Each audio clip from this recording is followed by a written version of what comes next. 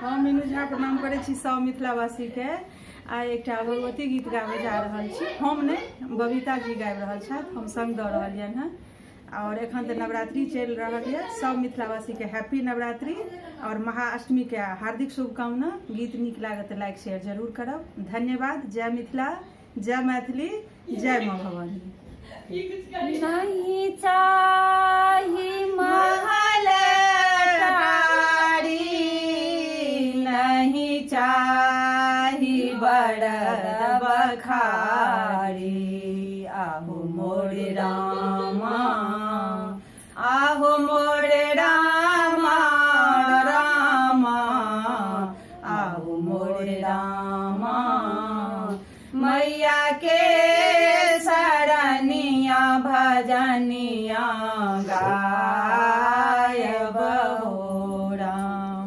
आहो मोर रामा, मैया के सरनिया भजनिया गायब हो राम। मैया के दुआरे रहबे, दुर्गा के नाम जपबै।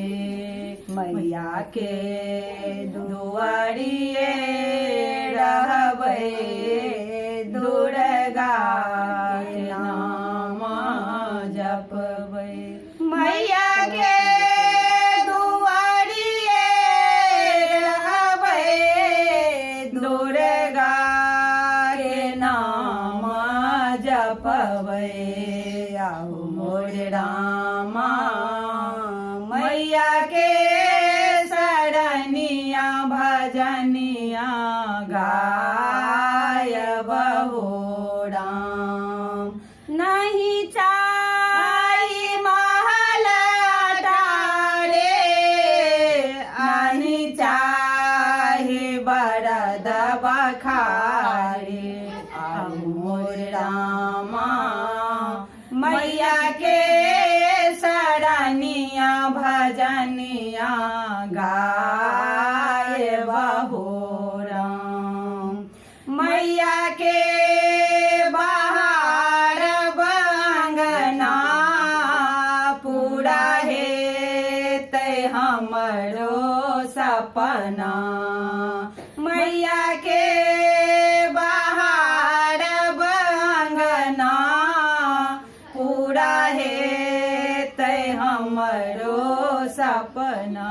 मैया के बाहर बंगना पूरा हेतै हमरो सपना। मैया के बाहर बंगना पूरा हेतै हमरो सपना।